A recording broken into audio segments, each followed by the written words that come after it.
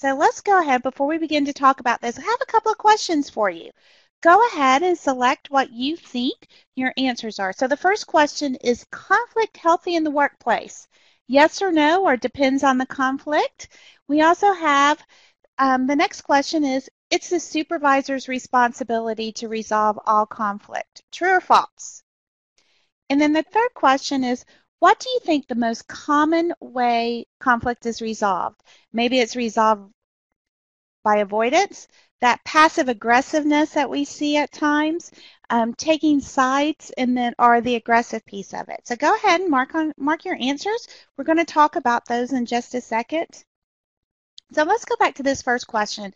Is conflict healthy in the workplace? So the majority of you feel that yes, it is healthy, but it depends on the conflict. I absolutely agree.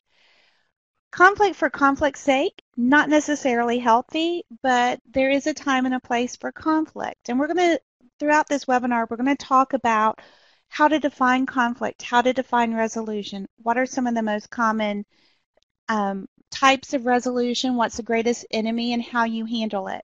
Now, I will tell you that this is such a top topic, and we could probably spend days discussing it. So it is going to be a little bit more high level. Unfortunately, we only have an hour, so we're going to take this as quick as possible, but I do want to make sure that ask your questions and we're going to be beneficial for you as well. Like I said, we're going to talk about some situations as well and how you as a manager would handle that. So the next question is the supervisor's responsibility to resolve all conflict? Absolutely 100% agree that that is false. It is at times the supervisor's responsibility to step in and resolve it, or if they are a part of that conflict, to talk about it. But you also want to make sure that you have that responsibility personally if you're not the supervisor, and also that you empower your employees to talk about resolving that conflict. And then they should be able to come to you only if it's something that they cannot resolve, or if it's something that you feel that has that high level that we need to take care of it and you need to, as a supervisor, to give additional facilitation. And then the last question, we had kind of a little bit of all across the board, what's the most common way conflict is resolved? So let's talk about this a little bit, because all of these are ways. About 63% of you feel that avoidance is the most common way that conflict is resolved. The problem will just go away. So let's talk about that for a moment. If you avoid the conflict, does it really just go away? Or are we kind of hoping that it's going to go away? What I've learned is that over time, that conflict never really goes away. It just builds up. And even if it's something small, if it's not talked about, or if there's still some discussion with it, you may find that over time it builds up and builds up and builds up and leads to that explosion that some of us have experienced where they seem to be holding a grudge. Also, a common way that conflict is resolved is passive aggressive. So I'll tell you what you want to hear, but I'm still going to do what I want to do. And we see that a lot of times especially when both parties in that resolution feel that, okay, it's a lose-lose situation. Neither one of us is going to get what we want, so I'm going to tell you what you want to hear and still do what I want to do. It's truly not resolved. Also, taking sides. And unfortunately, this has the greatest potential to really cause team splits. They go around and, hey, did you hear what Carrie did? I can't believe that she moved my pods around. I can't believe that she's messing with my webinar. It's causing some strife. That is not a healthy environment, and it leads to that environment of there seems to be constant conflict. Also, conflict, while can be healthy, you do want to keep it very focused. So by taking sides and having everyone go around, they start building their alliances. And then you now have a split between the teams. And then you may have those people who say, well, I'm Switzerland, I'm not taking sides, and they seem to be left out in the cold by both sides, because if you're not for me, then you must be against me. And then the last one, aggressive. I'm going to argue the point until you agree with me. By a show of hands, have any of you ever experienced a conflict like that? I know I have. And I'm seeing some hands raised. I'm going to keep arguing the point until everyone is so tired that I just give up. And they're great. As I keep looking down at I keep seeing hands raised. So it seems like it's something that everyone has experienced at a time or two. It's truly not healthy. You don't want to wear someone down to the point that they just agree with you. It becomes across as very aggressive, very assertive, and it creates this environment of constant conflict. It's not healthy. And what we want to talk about today is really some ways we can implement that resolution within the workplace, give you some practical tools to work with to say, okay, now we have a starting point. And keep in mind that conflict resolution is definitely a process. It's not something that's going to be one and done. Okay, I attended this 1 hour webinar. I am good to go. We're never going to have problems again. Unfortunately, that is not going to be the case. So let's move forward. So first, before we can talk about conflict and what that definition is, let's talk about how you handle conflict yourself. I'm going to have you really do some self-analysis at this time, because what we hear is that we typically see conflict handled one or two ways. The I can't hear you, la la la la la la la la la. If I ignore it, it's going away. Or the bring it on, I'm ready. I'm going to take you out and we're going to address it. We're going to take care of it right now and then we're going to move on. Both of those have strengths and challenges. And what you may find in Omnia, we've proven this, is that natural behavioral traits happen. So you will have some people who naturally prefer to avoid conflict. They want to adopt this wait and see mentality. Maybe I'm having a bad day, maybe she's having a bad day. Let's just see if it works out. The problem is that while sometimes it does absolutely work out, one of the challenges is that if that's you and that's your natural level of confrontation and how you handle confrontation, you may find that if it's a confrontation that you have to address as a supervisor, it's going to cause you undue stress. Or by attempting to avoid it, to give it enough time to work itself out, it becomes a much bigger conflict than it would have if everyone had sat down and started to discuss it and resolve it. And the other is the bring it on. I'm ready. Anytime someone says it to me, let's just address this. I'm not going to let it grow into something big. We're going to take care of it, and we're going to take care of it now. The truth is that that's definitely not going to grow into a larger issue. You're able to take care of something small before grudges begin to build and really address it. One of the challenges, especially if that's you as a supervisor, is that you're not empowering your employees to resolve the conflict themselves. Also, an environment may be created of, well, we can't even vent. And sometimes we all have frustrations that we just want to say, I can't believe that this happened and it frustrates me, but it's not a big deal. I don't need you to go talk about it. I just need you to listen. And Anna, you're right. Discussing the different points of view, trying to get a compromise, you gotta listen. And it's taken me a long time to get here. I agree, because sometimes it's difficult.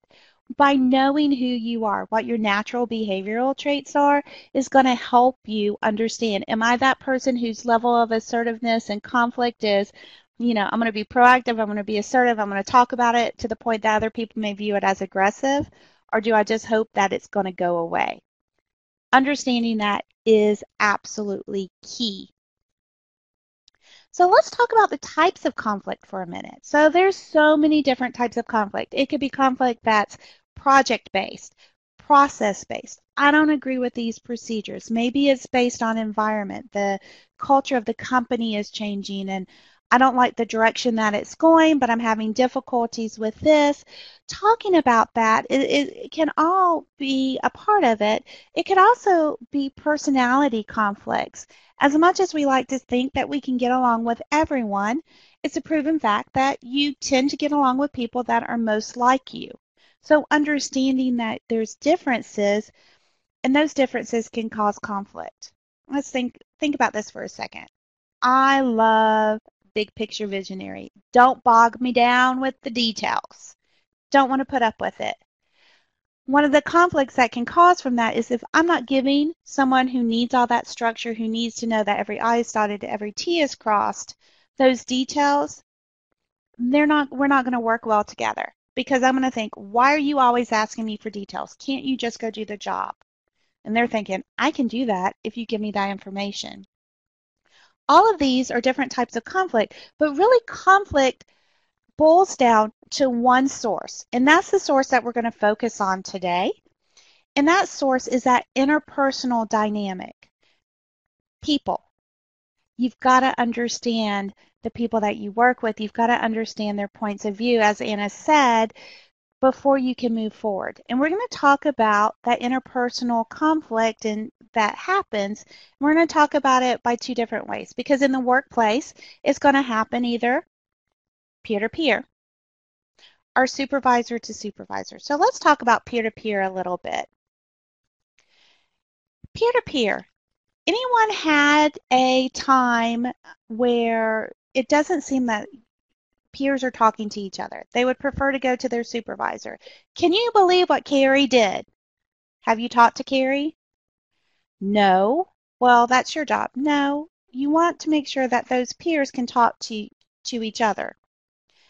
Also, understanding that with those peers, what you may find is that there is a lack of authority level. So sometimes that conflict occurs because they're on that same path.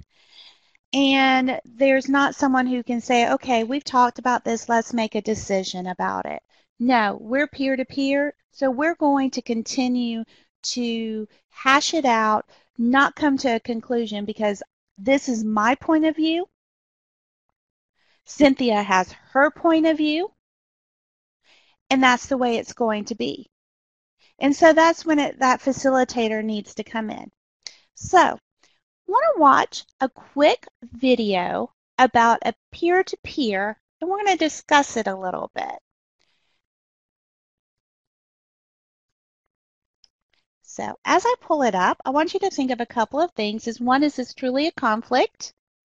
And if it is, as a manager, how would you manage this conflict between these two peers?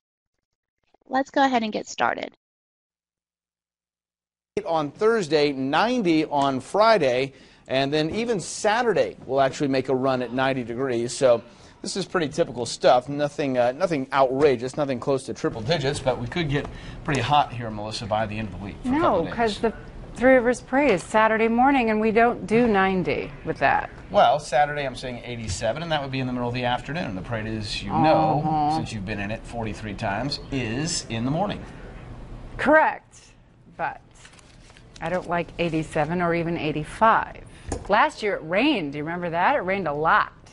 But people still came. It did not rain a lot. It rained beforehand, and then it shut off. Right. And people were still so there. A, it didn't rain a lot. B, it didn't rain during the parade. A lot.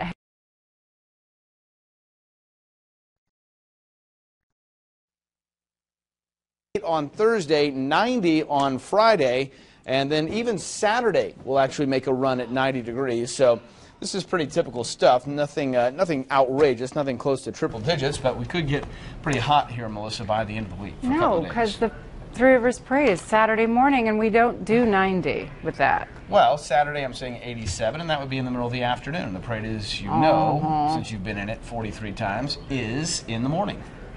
Correct, but I don't like 87 or even 85. Last year it rained. Do you remember that? It rained a lot. But people still came. It did not rain a lot. It rained beforehand, and then it shut off. Right. And people were still so there. A, it didn't rain a lot. B, it didn't rain during the parade. A lot ahead of time. It's bad when you can't Just forecast the past. Shut off. Stick to news. Coming up, a magical night in Tokyo. But first, here tonight's winning lottery numbers. Okay, so let's stop it right there. Okay, so one, how many by agree or disagree felt uncomfortable watching this interaction between these two peers. And yes, it was a news center for those of you who saw the news. Wanted you to focus on that. So I see some hands being raised. So how many of you felt uncomfortable seeing that interaction? And the hands keep coming up. Great. Think of that. Okay, so that is how your team feels sometimes when they see peers interacting with each other. It was definitely some hostility there. The other thing is, how many of you felt embarrassment or uncomfortable for the news channel, for the company that they worked for? Great. I see hands flying everywhere. Some people are coming up. Jay Scott said he wasn't uncomfortable, but it was inappropriate. Absolutely inappropriate. Came across as unprofessional. Bobby, absolutely. The bickering between the two on air needed to be addressed because it looks bad for the company. Completely inappropriate. And it was snarky at some points. Did you pick up when he said, "You've been in the parade 43 times"? I don't know if she looks old enough to be in a parade for 43 times.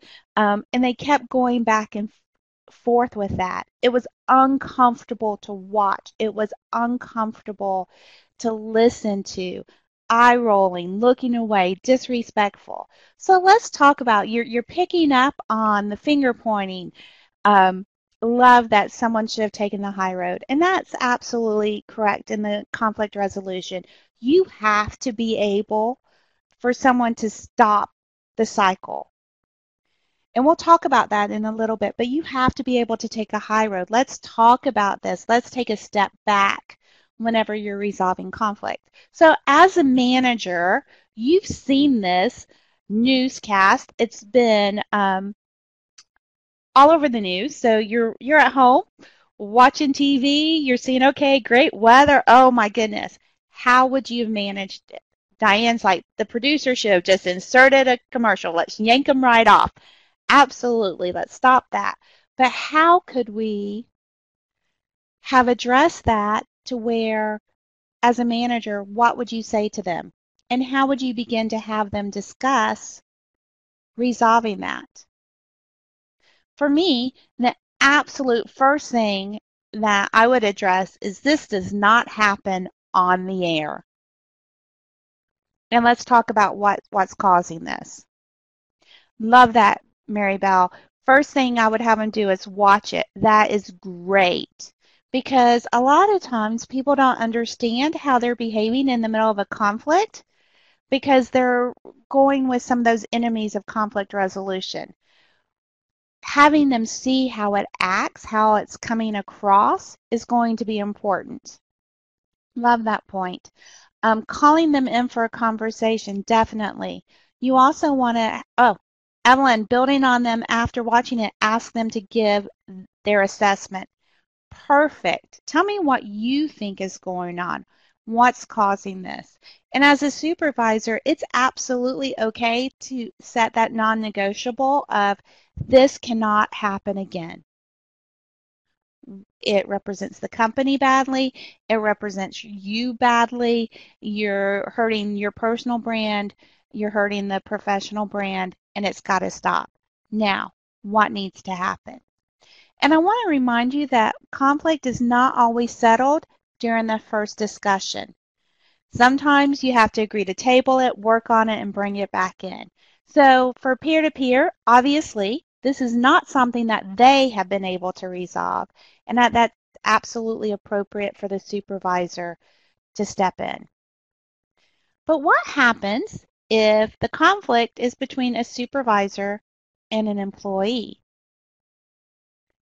So you may have that point where now you have someone who's in a position to say, this conflict is resolved and this is how we're going to resolve it.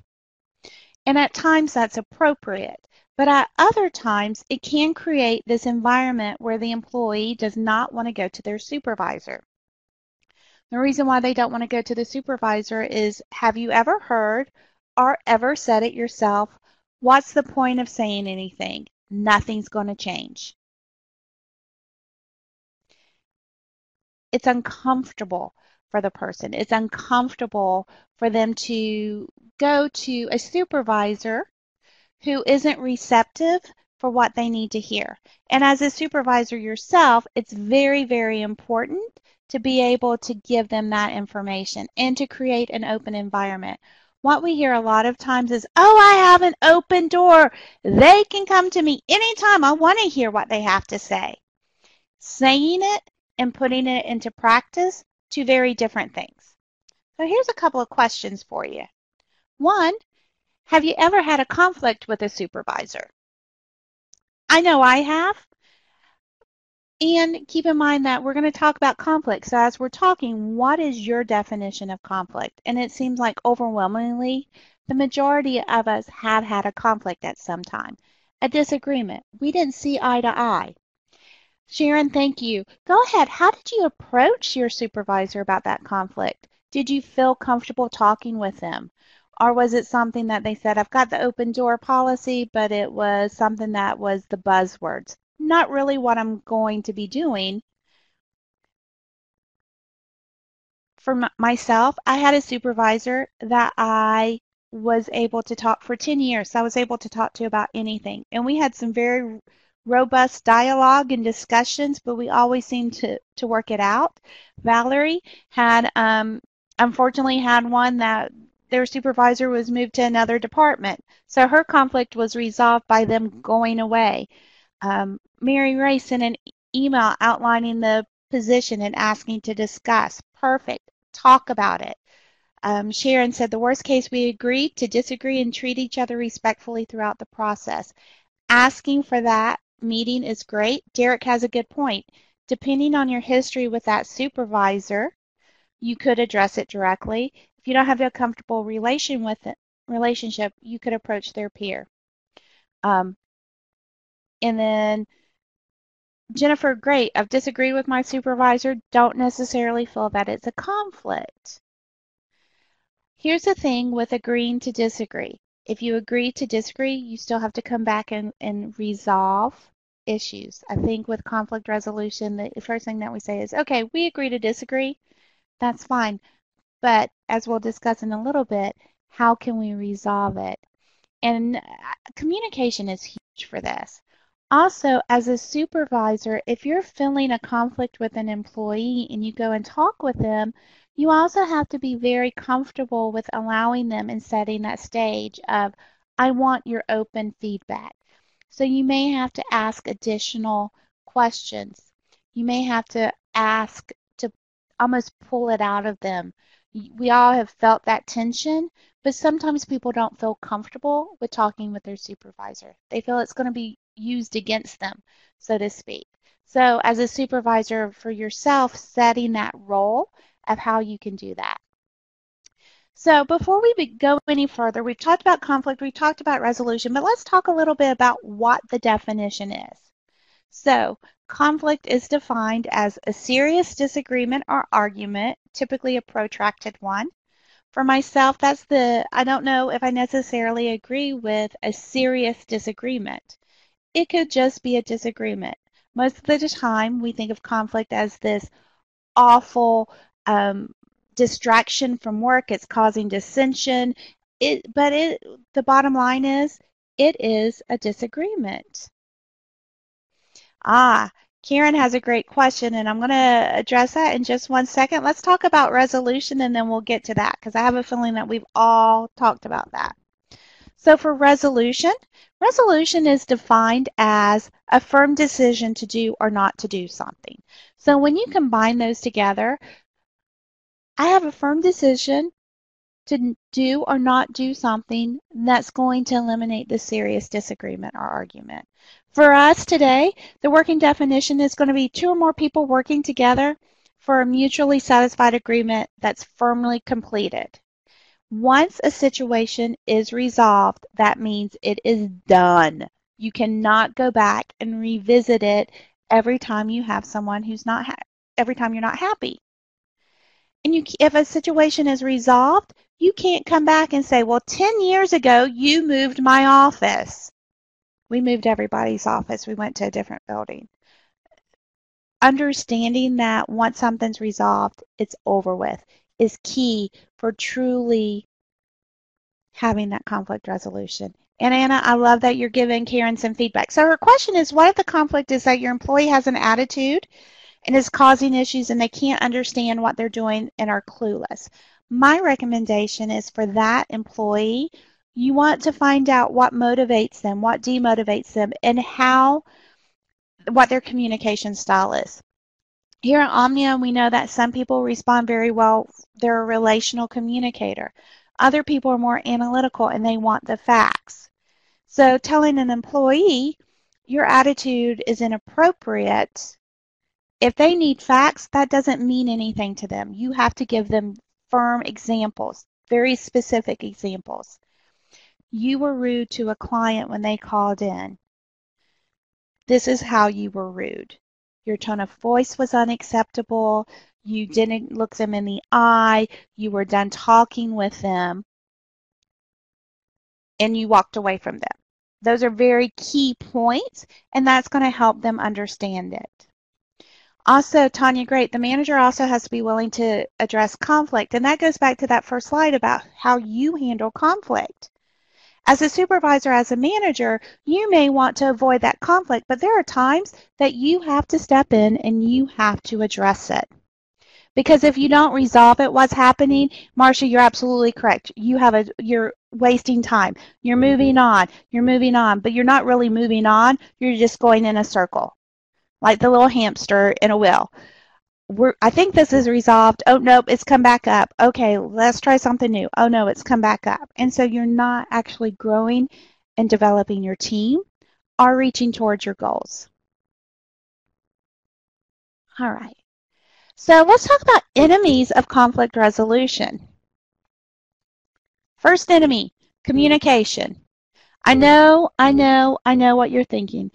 Don't you have to have communication to resolve conflict? You do. Absolutely, because you can't have conflict resolution without communication.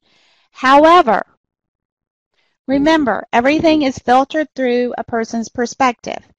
And where you can edit words, you cannot edit tone. Carrie, thanks for helping me with the webinar. Okay, that sounds pretty good. I'm thanking her. Carrie, thanks for your help with the webinar. Sure, that didn't sound as good. Carrie, as she's typing away. And for those listening, did it sound like I was really thanking her for helping me with the webinar on the second one? Not really, because while the words were the same, the tone was completely different. Also remember that when you're resolving conflict, face-to-face verbal communication is best. We had talked about this with authentic communication, and we have a webinar coming up to talk about this a little bit more. But when you communicate, only 7% of what you say is interpreted by the words that you say. The rest of it is your nonverbal and your tone of voice. Think about emails. Think about text messages. Have you ever misunderstood an email that's coming through? Maybe someone speaks in bullet points because they're clear, concise, and want to get to the point. Do. But for someone who's like, reads it, wow, they're really short. They must be mad at me. Having that communication is important for resolution. And Terry, you're absolutely correct. It's not what you say, it's how you say it. The other enemy of conflict resolution is emotions. Remember, we all bring our own perspective. And as we bring our own perspective, we bring our own emotions. And the worst thing that could happen is trying to resolve conflict when it's escalated to a point that there are emotions involved. I'm angry at you. I think you're stupid for your point of view. Do you think we're really going to resolve it? Probably not. So sometimes you need to take a time out to let those emotions calm down and cool down before you can move forward. And Anna, I think everybody has had a miscommunication with texting at one time or another. So let's talk about the 5 steps to conflict resolution. And I narrowed them down to 5. I'm sure there's more, but I really wanted this to be something that you can work with and understand and implement.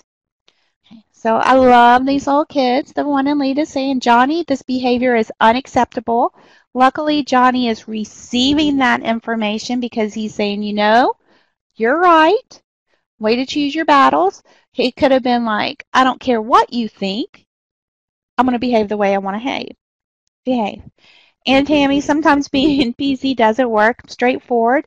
Understanding that while for some people being very straightforward is absolutely what they need. Give it to me direct, give it to me blunt. Some people need to have it softened a little bit too. So understanding who you're working with and who you're communicating with is going to be very important in assisting with that resolution. So let's talk about step 1, defining acceptable behavior. And we're going to bounce back and forth between acceptable and unacceptable. Be calm. Goes right back into emotions. So when you're talking to emotions, talking to someone, and Evelyn just gave us a great example of keeping emotions out of a corrective action, meeting with an employee with an attitude. My recommendation is while it needs to be addressed, if you're not calm and you can't be calm, then it's a point that you need to take a step back and say, this is unacceptable. We will discuss it. If it's to a point that you need to send that employee home, send them home. But if you can't be calm and discuss the facts, then you need to take a moment or a day to resolve that conflict.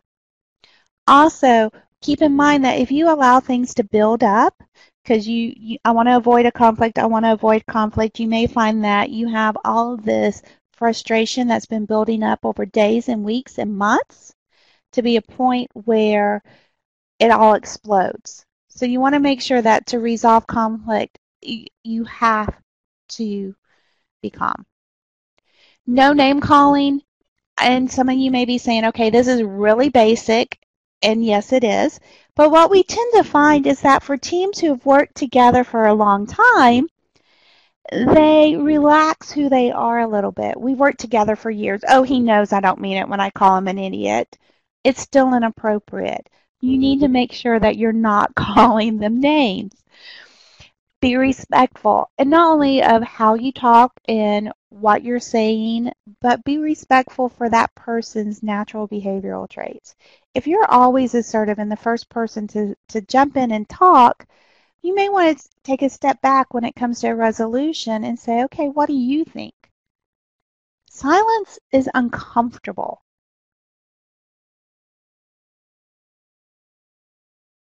How many of you just now thought, okay, did I lose sound? What happened? She wasn't talking. Some of you may have wanted to immediately jump in. Carrie's probably frantically going, oh no, I've lost her sound. I've got to step in and try to do this webinar. And that's what people tend to do. So if you take a moment to be respectful of understanding that someone needs more time to process, I'm going to give them an opportunity to do that. And by being quiet, you're being respectful of their traits and what they need. But just because you're being respectful does not give you the excuse for clamming up. How many of you have either experienced or possibly done this yourself? You're in the middle of a discussion. Both sides are not coming to a conclusion, so someone kind of pushes back from the table, crosses their arm, and quits talking. That is not beneficial. Carrie's like, I have. You can't clam up. You can't be the clam. You can't be the clam, and you can't allow that to happen. Because as soon as someone clams up and says, okay, I'm done, I don't care. What they're saying is, I don't care what you say, we're going to happen. And I love how Bobby says is practice this, because you've got to think through some possible responses, especially if it's someone that you're doing a corrective action for. Be open and honest. Tell what your reasons are for that resolution. Explain why you don't think that other action is going to work. And as you said, you may agree to disagree. We're never going to see eye to eye on this, but let's talk about what we can do to resolve it. Don't assume. Once again, You've worked with someone for a long time. Oh, I know. They always say this. So that's what they're going to happen. No, you don't know. You've got to give that person the opportunity to state their opinion. As I said, agree to disagree and then work to resolve or settle the issue. You can't just say, okay, we agree to disagree and think that the issue is resolved. The conflict isn't resolved. We don't agree on this. We're never going to agree on remote employees. I don't like them. You allow your employees to work from home, but it's causing me some issues. So how can we work for this?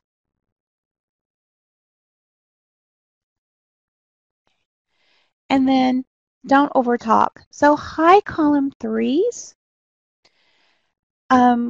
Sorry, I just completely spoke Omnia lingo. But people who tend to be very relational have a tendency to overtalk. So you catch one thing. Oh, ooh.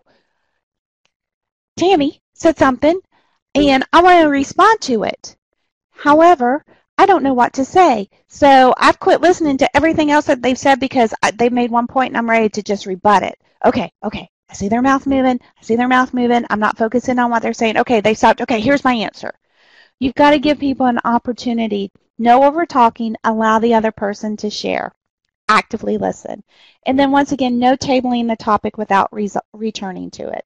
There may be a time when you say, okay, we agree to disagree. Emotions are running high. We can't communicate. We need to stop this conversation. We're going to come back to it a week from now. Or maybe you're working with your leadership team or your team and you're trying to create a new process or procedure and you've hit that roadblock. You can table the topic. In fact, I recommend that. Sometimes taking a step back, processing, analyzing it, it's going to give you an opportunity to come back with some fresh ideas. But you have to come back to it. Set that date. Here's when we're going to talk about it.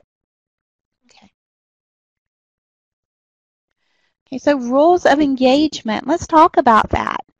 So rules of engagement is something that we've implemented. I've also worked with some clients during on-site consultations about how to implement rules of engagement. These are the rules for resolving conflict. Whether you're talking about things in a meeting, whether you're working together as a team on a project, you have to know what those rules of engagement are. What are those acceptable or unacceptable behaviors? No name calling, unacceptable. Listening open is acceptable. And then you have to hold people accountable to those rules of engagement. I've worked with a senior leadership team who created their rules of engagement, and now their accountability is that for their top three, if someone violates it during their leadership meetings, they pay $1. The dollar goes into team development. But once again, it's holding each other accountable. And then also being flexible with it. What your rules of engagement are for today may not be the same rules of engagement 5 years from now for conflict resolution. Your business may change, your team may change. So understanding, okay, let's look at this. Okay, we had no name calling on it because we had a couple of people who were always name calling. Also, I see that we had a comment about someone telling inappropriate jokes. Okay, that might be that rule of engagement of no inappropriate jokes. Why do we talk about it? Then we can, but that person's moved on or that behavior has changed. Now it's no longer applicable. Also, actively seek out conflict. Now, I know that some of you are gasping in horror right now when I say actively seek out conflict. No, we are here to resolve it. Yes, we are. But some conflict is good. If you take the time to identify and understand natural tensions, I communicate differently than Carrie communicates. My need for structure is different than Carrie's is. How I talk with Tanya is a little bit different. I know that she might be a little bit more conflict adverse, so I'm going to approach her a little bit differently than I know someone that I can just address it head on and talk about it. You want to be proactive because conflict can cause growth. Both people may have two different opinions, but when you agree to disagree and say, okay, we still need to resolve this issue, you may find that you come to something that's even better for that. The other next step is what's in it for me? Okay, so everyone has the Whipham factor. To resolve conflict, sometimes you have to present it as in what's in it for the other person. Put yourself in their shoes, understand their perspective, and then explain to them how it works, how it doesn't work, what can help them.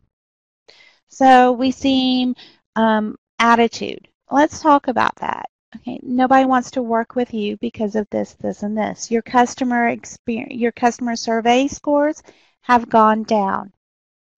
It has affected your bonus that's in place.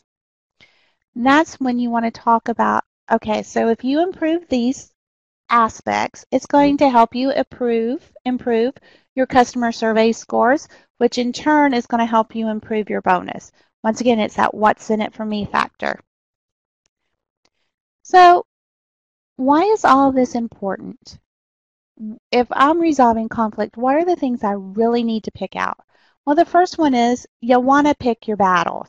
Very important to pick your battles. Is it really worth it? And sometimes you may find that you have conflict for conflict's sake. And some people like that. Let's watch this little clip. Once again, it's a clip from The Office, so if some of you are The Office fans, you may understand this, but I really want you to focus on, is this conflict for conflict's sake, or is it taking a joke too far? Dwight, in your own words, someone replaced all my pens and pencils with crayons. I suspect Jim Halpert. Everyone has called me Dwayne all day. I think Jim Halpert paid them to. Yes. $5 each, and it was totally worth it. This morning I found a bloody glove in my desk drawer, and Jim Halpert tried to convince me I committed murder. I think he may be the real murderer. Jim Halpert said there was an abandoned infant in the woman's room. When I went to save the child, I saw Meredith on the can. Yeah. This morning, I knocked myself in the head with the phone. That actually took a while. I had to put more and more nickels into his handset until I got used to the weight, and then I just took them all out. Every time I typed my name, it said diapers. Just a simple macro. You know, these actually don't sound that funny, one after another. But he does deserve it, though. By the end of the day, my desk was about 2 feet closer to the copier. Yeah, I just moved it an inch every time I went to the bathroom. And that's how I spent my entire day that day.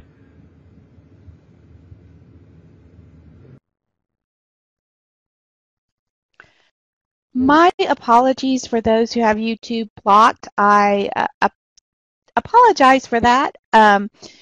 But here's the thing. Brief synopsis. Dwight and Jim were going back and forth. Dwight has lodged all of these complaints. Some of them are legitimate. Some of them are not. But Jim has really induced conflict for conflict's sake, which was awful, because you can't do that. You have to be willing to resolve the conflict, and that's the other thing, is understand that importance factor. And they understand it, and if enough is at stake, and if for some people what has to be at stake is their job, unfortunately, people will do what's necessary to resolve the issue. Understanding that and understanding as a leader how to get them to understand the what's in it for me factor. And yes, it could just be you have a job is going to be key. Our role also as a supervisor is not to babysit conflict resolution. It is to really work with them and to facilitate that. And your peers should not come to you, or your employees shouldn't come to you unless it's absolutely, I don't know what else to do. We've talked about this. Can you help me with that?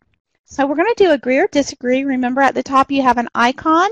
You have an agree or disagree button. The agree will be a green check mark. The disagree will be a red X. So let me know if you agree or disagree with these statements. Nothing good comes from conflict. Agree or disagree?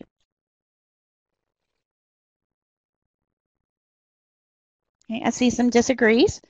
I think that absolutely there are some good things that come from conflict. Um, you just have to make sure that it's a healthy conflict. Okay, agree or disagree? Recapping conflict to discuss at a future time is beneficial. Agree or disagree? If you don't have a button, you can go ahead and just type what you think, agree or disagree, in the chat box. I definitely think recapping is beneficial, especially if you've kind of reached that roadblock where you can't move on from there. Once you understand that we need to talk about it or use it as a learning experience, we've experienced this conflict, let's kind of why did this happen? How can it be avoided in the future is definitely beneficial. Okay, agree or disagree? Avoidance is the best way to handle blow-ups.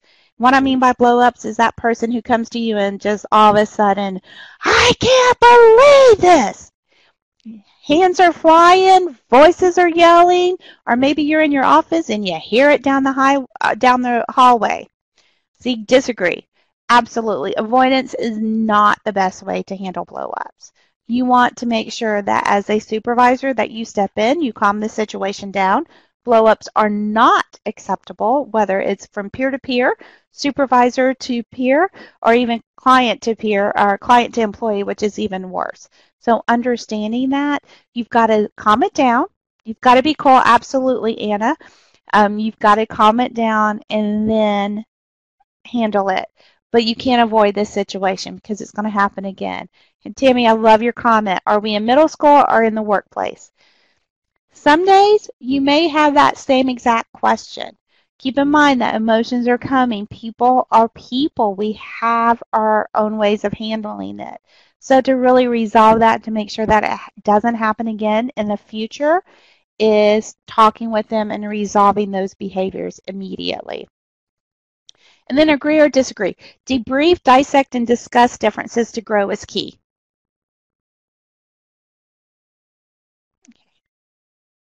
So I see some agrees. Absolutely.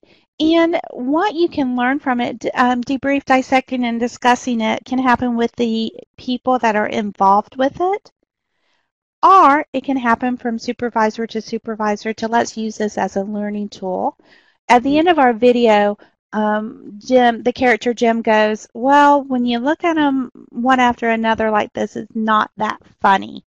Sometimes with explaining those behaviors to the person involved in the conflict, oh, yeah, now that I see it's all together, we need to grow from that.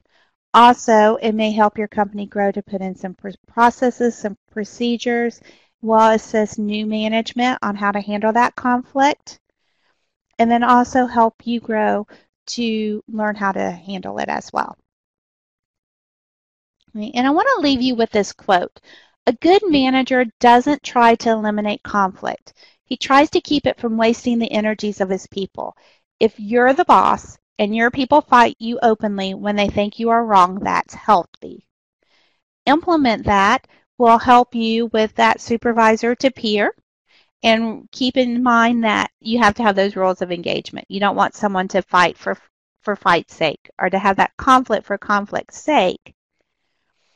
You want to make sure that it's not wasting the energies because unresolved employees or unresolved conflict among employees is just going to waste the energy. So we're going to go ahead and start taking some questions, and I have one, and then from Tracy, and then I have a couple from Carrie. So Tracy says, before we complete the session, could you repeat the statement that noted something about only 7%? Yes. So the statistic that I quoted was that 7% of communication is received through words. The rest is tone and nonverbal. Tracy, I will email you the exact statistics. I want to make sure that I have it correct for you. But I will tell you that about 38% of your is tone, but I want to make sure that I'm absolutely correct with that. Okay, so Carrie has a couple of questions for me. If you have an employee who is late every day, has an attitude with other employees, always worried about what other employees are doing, has issues with a specific employee for no reason, and has been written up on probation for disrespecting her supervisor and lateness. She feels she hasn't done anything wrong, so she's not even trying to fix the issues that she was written up for. What do you do here? Well, here is what I would say to that. She's on probation. She's on probation for a reason. And the only way that conflict is going to be resolved is that if both parties are interested in resolving it. If you've talked with them and giving her facts and figures and very job-specific examples, and there's still no response, then you have to look at it that there isn't any energy into resolving the issue. And once again, a good manager doesn't try to eliminate conflict. He tries to keep it from wasting the energies of his people. So are you wasting your energy trying to get someone to change who isn't changing? Okay. How do you handle an employee who's always combative? My recommendation is one is to find out why are they combative. Maybe it is that they aren't understanding the questions. Maybe it is that they need to have something very job specific. Maybe it is that level of assertiveness. So keep in mind that you may be feeling that they're combative and they may be feeling that they're just being assertive and aggressive about it. So asking questions, and really we would need to have a conversation about how you define combative. Is it something that they need information? Once again, I am a big believer, and we have a performance evaluations that talks a little bit about this, is that you have to coach them. Give your employee facts. Give them immediate feedback. No one can argue with the facts. They can't. If they've been late, if they're supposed to be at work at 9 a.m. every morning and they show up at 9:30, 3 out of the 5 days, and you have that tracked, especially if they're clocking in and out, they can't argue with that fact. And then it takes it out of the emotion of you're making this personal to here are the facts. You're supposed to be here at 9 a.m. You're here at 9:30. Okay. And how do we change mean girl behavior in a team that is split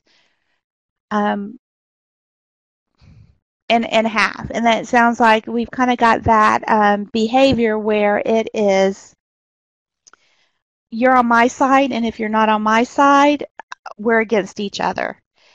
Definitely want to work on your team dynamics with that, and I would take it right back to the strengths and challenges that we talked about. So one of the things that we talk about is, and you'll have this, is for the conflict resolution, one of our team building exercises that we recommend, especially with teams that are split in two and within conflict, is that you want to have everyone sit down to get at it individually and look at their team. And in their team, you want to ask, what is one strength with that person? So if Carrie and I were doing it, Carrie, I would write down for Carrie one of her strengths. I would write down one of the challenges I experienced with her, with working with her. She would do the same for me, and then we're going to sit down together in a neutral environment in a calm moment and talk about this action plan. Carrie, I really appreciate all your technical support. I could not manage answering the questions and monitoring them. Thank you very much. That's a strength. It's great attention to detail. What may be a challenge for us? And then how we're going to work together. Also, understanding that really working with that team dynamics and that team building is going to be a big part of that too. Because is it one person who's causing the team to split in two and team up against the other people? Or is it a lack of work ethic? Also, when you feel two managers or underlying problems are from outside of employment, how do you do? What do you do? Great question. So we all have outside lives. How is it going to work with that? And before I answer this question, I do want to let you know we're running a little short on time. Love the questions, love the interaction.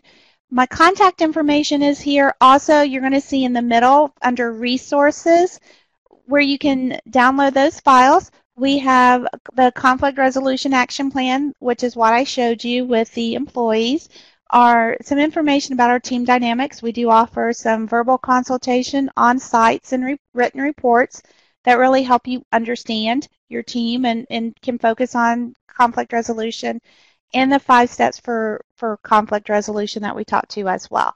So as we talk about this, we'll go ahead and talk a little bit more about when you feel that the underlying problems are from outside. I want to refer you back to the rules of engagement of don't assume. You may be thinking that, but that may not be a truth. So you need to sit down and have a conversation with them. Once again, keep it very fact-based. Here is what I'm seeing. What are your suggestions? How can we work on this to resolve this?